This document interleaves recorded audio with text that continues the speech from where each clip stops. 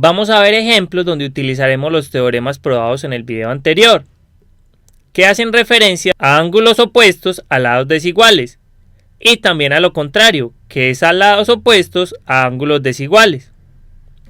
Ahora vamos con este primer ejemplo que nos dice lo siguiente. La medida de la hipotenusa de un triángulo rectángulo es mayor que la medida de cualquiera de sus catetos. Entonces esto es fácil de ver. Observemos lo siguiente. Este ángulo, que es el recto, siempre es mayor que cualquier alfa o beta.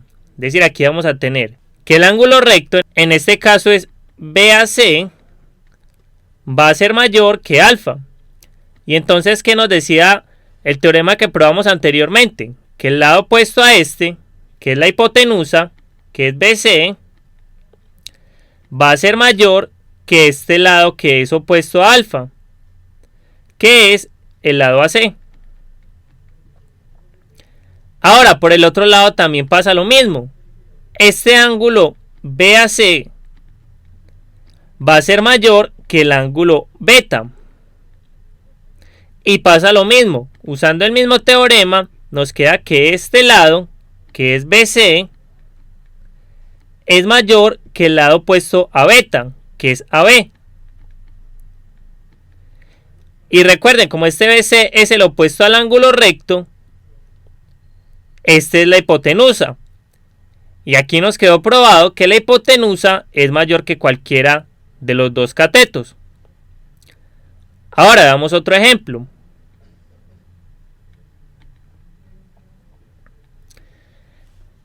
El ejemplo es el siguiente. El segmento más corto que une un punto con una recta es el segmento perpendicular a ella. Entonces tenemos lo siguiente. Tenemos una recta AB y tenemos un punto, llamémoslo P. Y nos dicen que la distancia más corta a esta recta es este segmento, que es el perpendicular. Es decir, aquí queda un ángulo recto. ¿Esto por qué? Observen lo siguiente. Si trazamos otra recta desde este punto hacia la recta, ¿qué va a pasar? Que como este lado que hicimos aquí es el opuesto al ángulo recto, es la hipotenusa. Y por tanto va a ser más grande que este. Es decir, llamemos a esto D, a este llamémoslo E.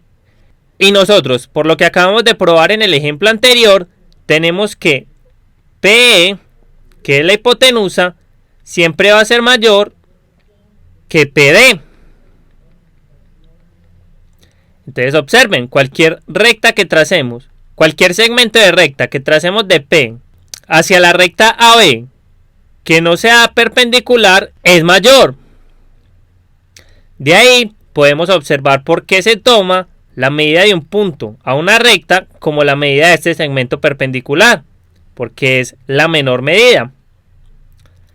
Ahora vamos a ver un último ejemplo. Tenemos el siguiente ejemplo. Sea el triángulo ABC un triángulo rectángulo, con el ángulo CAB un ángulo recto. Se traza la bisectriz del ángulo ACB que corta a AB en AD. Demostrar que la medida del segmento de B es mayor que la medida del segmento de A. Ahora vamos a hacer un dibujo de esto. Tenemos lo siguiente. Tenemos el triángulo ABC y es recto en el ángulo CAB.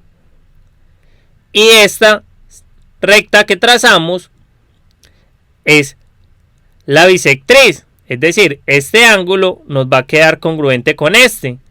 Y va a cortar al segmento AB en este punto D. Ahora lo que nos piden demostrar es lo siguiente. Que DB es mayor que DA. Esta sería la tesis. Entonces, ¿qué vamos a hacer? Vamos a probar esto en otro tablero.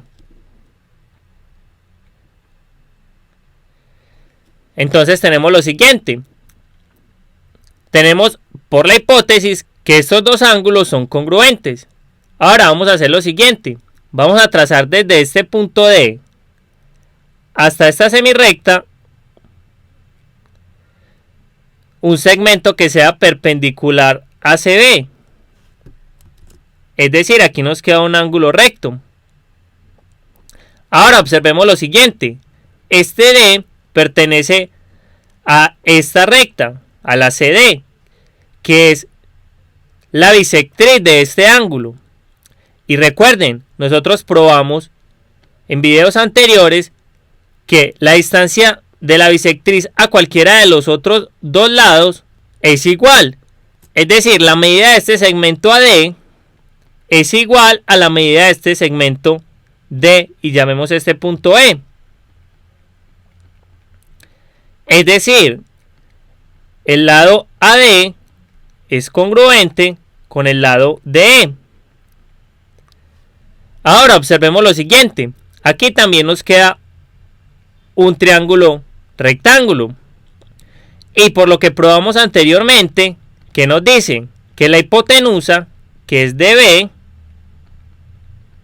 va a ser mayor que cualquiera de los catetos. En este caso, va a ser mayor que este cateto, que es DE. Y observen lo siguiente.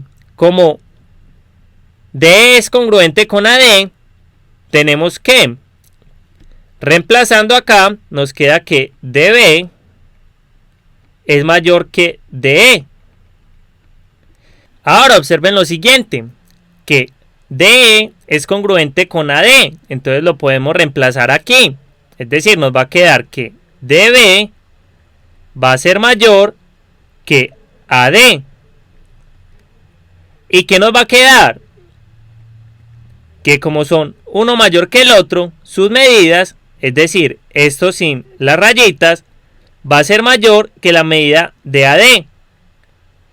Y recuerden, la medida de AD es la misma medida de DA. Es decir, DB es mayor que DA, que era justo lo que nos estaban pidiendo.